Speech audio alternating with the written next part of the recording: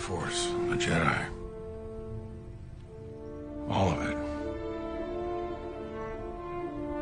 It's all true. Hello there, and welcome back to Star Wars Fiction, where we discuss everything Star Wars. After taking a year off from my career and my personal life, I am pleased to announce I am back to do what I enjoy. Making videos is a creative outlet for me that lets me express myself with something that I am very passionate about, which is our beloved franchise. It also lets me interact with other passionate fans and have some awesome conversations in the meantime. Consistency is very important to me, and I want to make at least 2 videos a week for you guys, which would include fan fictions, discussing theories, as well as what's trending in the Star Wars community. But with that being said, let's make the jump back into the story of what if Darth Vader survived Episode 6, Return of the Jedi. This is part 3, so make sure to check out the last 2 and come back so that this all makes sense. And now, without further delay, let's punch it.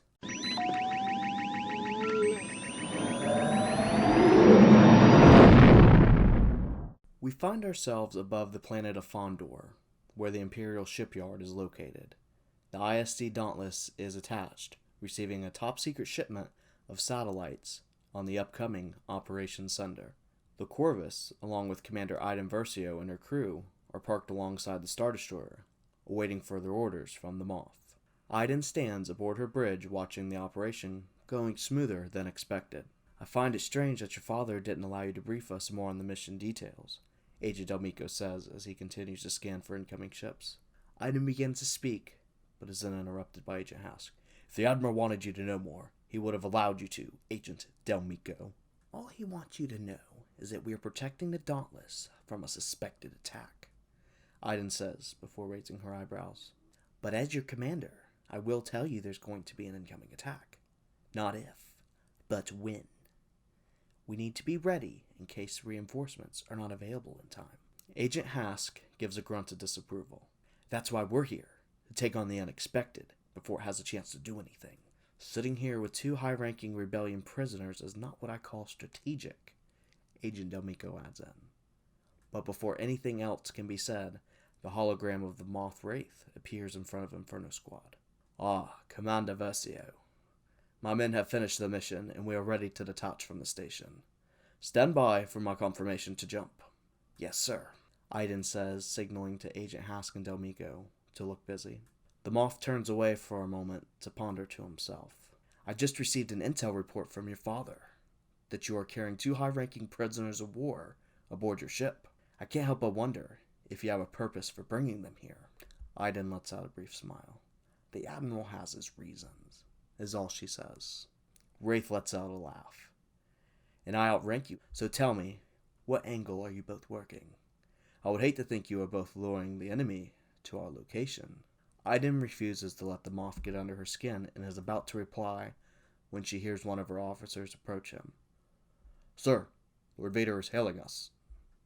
It's is all Iden can say before the transmission is cut. Alarms begin to go off in Iden's head. This is not how this was supposed to go. She now realized that she and her father had made the mistake of underestimating the Dark Lord. The 3 Inferno Squad members then just look at her before Delmico adds his 2 cents in. I assume the Admiral did not get around to telling Wraith that Vader is no longer on our side. We now find ourselves aboard the hijacked Imperial shuttle along with Anakin and Luke Skywalker. Luke is standing in the background while his father Anakin is communicating with Moff via hologram. Lord Vader, I had no idea that you survived the Battle of Endor. Admiral Versio did not mention that when he was briefing me about Operation Cinder. I assume you have your own contingency orders from the Emperor? Anakin pauses, taking all the information in, and the only sound that can be heard is the breathing from his mask. That is correct, Wraith. I have concluded that the Admiral is a traitor and plans on taking power for himself by using the operation to his advantage. Inferno Squadron is carrying 2 prisoners I wish to personally interrogate. The Moff stands dumbfounded, then signaling to his officers. Inferno Squadron and the Corvus are planning to betray us. Utilize the tractor beam and prepare a boarding party. Anakin allows himself to watch the events transpire for a moment before speaking again. I will soon be arriving with my new apprentice. Report to me when you have done as I have commanded, Anakin says as he cuts the transmission. Luke then steps closer to his father. I realize we need to gather information, and we are in a delicate situation. But how long will you be able to play Vader before word gets around the Empire that you are a traitor? He asks. If we can take the Dauntless, we will have a ship to fight Admiral Versio with. Then, Solo and your sister will be free, and we will learn more about this operation. Luke nods in agreement. The plan is risky, but I can see the Moff and Admiral having two different agendas, and taking advantage of the situation could work in our favor if we can pull this off. Anakin breathes for a moment as he prepares for the ship to come out of light speed. You will find my son. The Empire will split into its own factions. A power struggle will ensue between the Moffs and Admirals. Those that do not follow the Emperor's contingency will need to be dealt with first. I know Mon Mothma wants to finish off the Empire while they are weak, so we can restore the Republic as soon as possible, Luke states, getting into his seat. I fear it will not be that easy, my son, Anakin says as the Imperial shuttle jumps out of hyperspace. The first thing they notice is a Mon Calamari cruiser jumping right out next to them. I'll try to hail them, Luke says as he quickly begins typing in comm frequencies. Everything began to happen so fast, Iden Versio found herself having to fight off a panic attack. Even as an experienced Imperial Forces officer, nothing could prepare her for the Dauntless moving towards her location. And if that didn't make things bad enough, the rebels just appeared out of hyperspace, along with an Imperial shuttle bearing the Emperor's insignia. Orders, Commander. Agent Hask asks as he and Delmico begin to head for the Corvus's controls.